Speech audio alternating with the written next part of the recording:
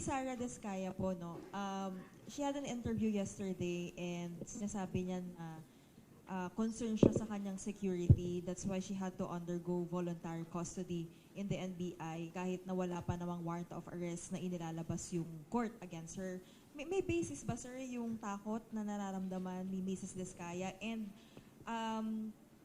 ano po yung implications or effect nito? Kasi may iba pong tao na parang pinupunan na bakit pumayag yung NBI na mag-undergo siya ng voluntary custody and doon siya silbihan ng warrant.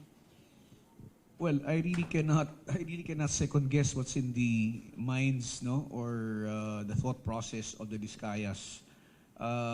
If you're asking me if there's basis for the threats, I really don't know what threats they're talking about. Maybe it's because of the fact that they're being implicated in the flood control projects. That would be a possible basis. As to their decision to go to the NBI, sabihin na natin, kasi recently, I believe there were cases that were filed by the Office of the Ombudsman as against the Descaya couple. And these cases were already elevated to the courts. The informations have been filed. So warrants of arrest will be forthcoming. Now, if warrants are issued, the subject, subject accused can opt for one of two things. One is to wait until the warrant is served. And second is to voluntarily surrender. So sa akin, wala namang masama doon na sumuko siya, no? Mas maaga, pinanguna niya, that will be something that can probably be considered as mitigating as far as her liability is concerned. No? Pero siguro ito, hindi ko alam, sabi ko nga, mahirap natin pagpangunahan kung ano yung nasa kaisipan nila kung bakit nila ginawa ito. Kasi yung issue about security, that has always been a matter which has been raised by the Discayas from day one, no? And I remember also that they said, no, na kumuha kami ng sarili naming security. So hindi ko alam kung ano yung pangamba pa nila or this is just in anticipation of possible or probable warrant of arrest that may be issued by the court. Sir, possible pa ba na yung restitution? Kasi na-interview rin namin yung abogado nila and ang inaano kasi nila, yun daw yung naging I asked kasi bakit hindi na nga nagpatuloy yung cooperation nila here with the Department of Justice. Ang sinasabi ni Attorney Samaniego was that nire-require daw kasi sila agad na magbalik at magsoli. Ang paniniwala nila, it should be the court who will determine kung may dapat ba silang ibalik at kung magkano man ito. Alam mo, that's the problem with, but that's the problem with Attorney Samaniego. He says one thing when he's talking to the ones who are evaluating the Descaya couple, and then he says another thing when he talks in media. Where does it matter if they're really applying or if they're really interested in applying for coverage under the program? Then they should be talking to the Witness Protection Program. Now, yung sinasabi nila na yung restitution, kung pag-uusapan yan, ang isang bagay dyan is, ang thinking kasi nila, kapag nagbigay na sila ng salaysay o ng statement, sapat na yon at kaagad-agad bibigyan sila ng memorandum of agreement na kung saan nasabihin tanggap na kayo sa programa.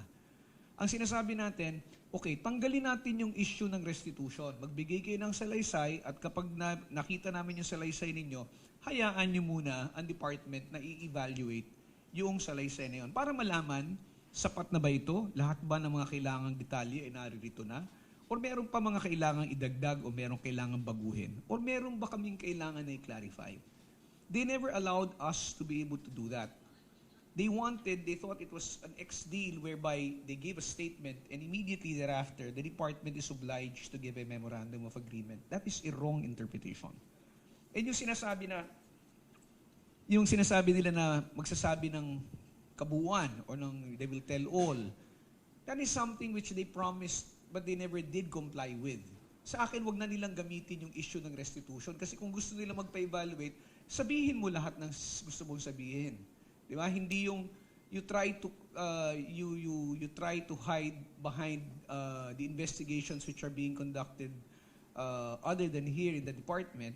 Pagkatapos hindi ka magdi-disclose ng mga bagay na alam mo. Ano ba naman ang sinasabi nila? Ang sinasabi lang naman nila, binabanggit lang naman nila mga pangalan eh. They talk about names, they give names. Is that enough?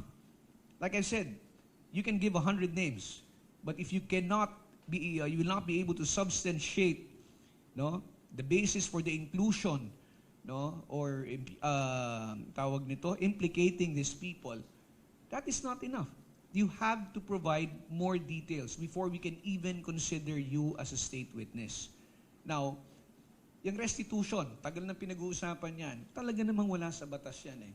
Pero pag tiningnan mo kasi yung provisions ng WPSB, nakapaloob doon, nakapag halimbawa nagkaroon ng kasunduan na, o sige, sapat na ang ebidensya mo, at ikaw ay pwede na maging testigo, no, para sa Estado, magkakaroon tayo ng kasunduan. At doon sa kasunduan na yon, merong mga terms and conditions. There will be obligations that will be demanded of the applicant, which they will have to comply with. Paulit-ulit ko sinasabi, dahil ba sa wala sa batas yung sinasabi na magsusoli ng pera ang isang taong umaamin na nakatanggap siya ng pera galing sa masamang pamamaraan, galing sa illegal na pamamaraan, ibig ba sabihin nun, hindi na niya isusoli? Parang napakaswerte naman yata nun. Tatanggapin mo na siya sa programa at hahayaan pa natin niyang gastusin ang kung anumang pera na nakuha nila. I think it is only right that the people get back whatever they can from those who are responsible in committing the crimes. Sir, is it too late in the game for the lawyers or Mr. and Mrs. Vizcaya to change their approach in applying for the government? I'm not saying it's too late. It's just that they're very late already.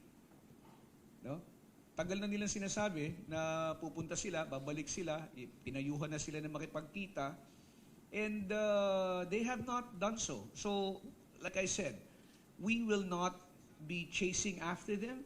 We will not be, tawag dito, di namin sila liligawan.